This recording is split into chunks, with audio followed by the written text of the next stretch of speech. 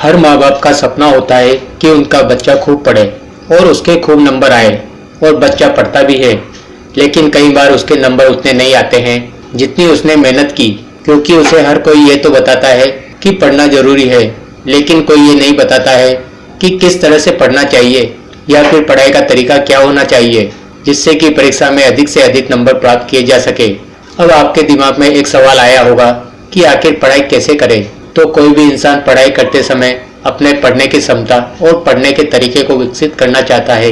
इसके लिए बहुत से विद्यार्थी टाइम मैनेजमेंट भी करते हैं। आज इस वीडियो में हम आपको कुछ बेहतरीन स्टडी टिप्स यानी पढ़ाई करने का फार्मूला बता रहे हैं और स्टूडेंट के लिए कुछ प्रभावशाली आदतों को बताने जा रहे हैं जिन्हें अपनाकर निश्चिंत ही वे अपने स्कोर को बढ़ा सकते हैं और अकादमिक करियर की शुरुआत कर सकते हैं। पढ़ाई करने के लिए आपको पर्याप्त समय और एक सही जगह की जरूरत होती है, क्योंकि आपका पढ़ाई का समय और पढ़ने की जगह आप में बड़ा बदलाव ला सकती है। और जो छात्र इस नियम को नहीं अपनाते वे पढ़ते समय होमवर्क के प्रति चिंतित रहते हैं और वह कभी जान नहीं पाते कि उन्हें कब और कहां पढ़ाई करनी चाहिए। बल्कि वे तो यह भी नहीं जान पाते कि असाइनमेंट या होमवर्क करने के लिए उनके पास दूसरा समय भी है।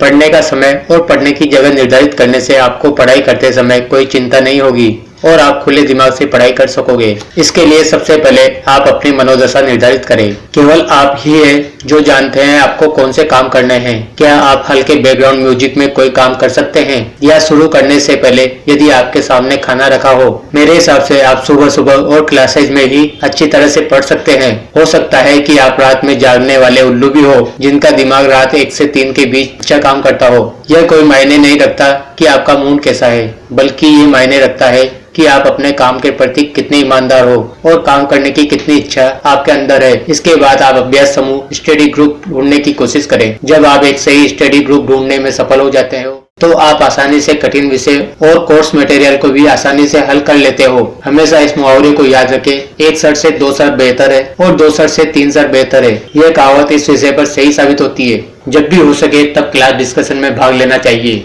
यदि मन में कोई प्रश्न हो तो उसे पूछना चाहिए। यहाँ मेरे कहने का मतलब यह है कि यदि आप क्लास डिस्कशन में हिस्सा लेते हो तो आप जो दूसरे लोग कर रहे हैं उन बातों पर ध्यान देते हो। थोड़ा विश्राम करें। योजना बनाने के लिए पर्याप्त समय लेना ही छात्र में पाई जाने वाली महत्वपूर्ण योग्यताओं में से एक है। इतिहास की परीक्षा के लिए अपने सप्ताह की शुरुआत काफी लंबे लक्ष्य को लेकर न करें, बल्कि अपने लक्ष्य को छोटे छोटे भागों में विभाजित करें। यदि इतिहास की परीक्षा हो तो उसका कैलेंडर बनाएं। उदाहरण के लिए हर दिन आप 1 से 3 बजे तक इतिहास को पढ़ सकते हो।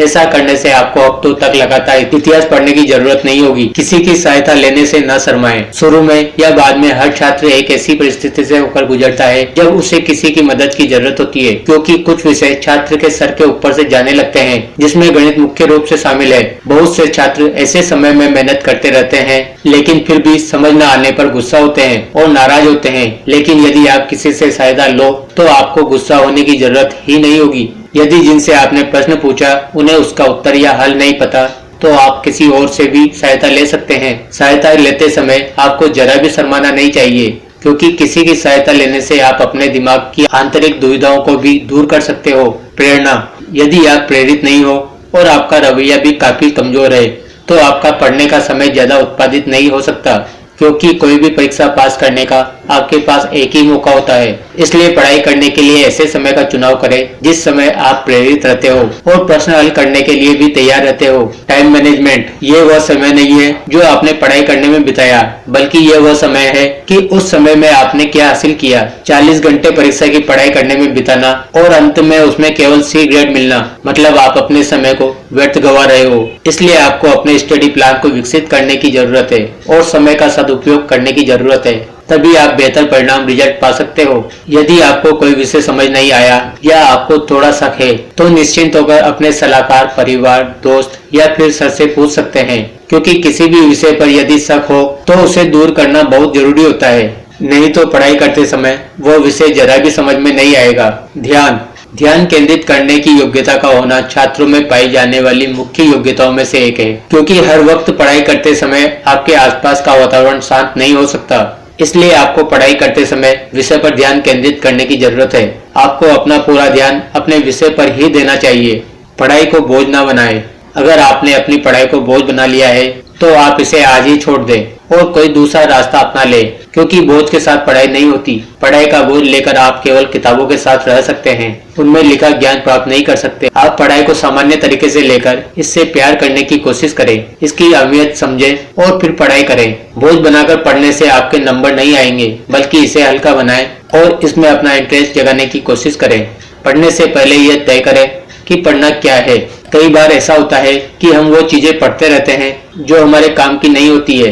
हम उन चीजों में अपना मन लगाए रहते हैं, लेकिन जब वो चीजें काम की नहीं है तो हमारे नंबर कैसे आएंगे। इसलिए ये बात देखें कि किस चीज से अधिक नंबर मिल सकते हैं, वो कौन सा टॉपिक है जो अधिक वेटेज रखता है, उसके ऊपर अधिक फोकस रखें। और ऐसे में आप देखेंगे कि आप पढ़ाई में बेहतर होते चले जा रहे हैं और आपके नंबर भी अधिक आ रहे हैं। अक्सर देखा जाता है कि बच्चे सुबह उठकर पढ़ाई करने में भरोसा करते हैं, क्योंकि पेरेंट्स उन्हें जगह देते हैं और कहते हैं कि सुबह के समय बढ़िया याद होता है। ऐसा ना करें कि आप सुबह सुबह बहुत जल्दी उठे और पढ़ने लग जाएं। आप अपना समय बनाएं कि कब आपको पढ़ना अच्छा लगता है। कई सारे लोगों को सुबह याद होता है और कई सारे लोगों को नहीं, इसलिए आप तय करें कि आपको कब याद हो रहा है, आप कब कंफर्ट महसूस कर रहे हैं और उसी समय पढ़ाई करें।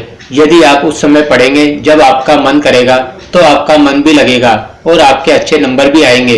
पढ़ाई के साथ मनोरंजन भी जरूरी है। सिर्फ पढ़ने से कुछ नहीं होता है, वो पढ़ा हुआ दिमाग में बना रहे, इसके लिए दिमाग को मजबूत करना होता है और इसके लिए मनोरंजन बहुत आवश्यक है। आप मनोरंजन में भी ध्यान दें, कुछ समय खेल के लिए निकालें, वो काम करें जो आपको अच्छा लगता है, वो चीजें देखें जो आपको सुकून देती है, मन का गाना सुने। ऐसा करने से पक्का दिमाग फ्रेश रहेगा और आप बेहतर तरीके से पढ़ाई कर सकेंगे और अच्छे नंबर भी आएंगे।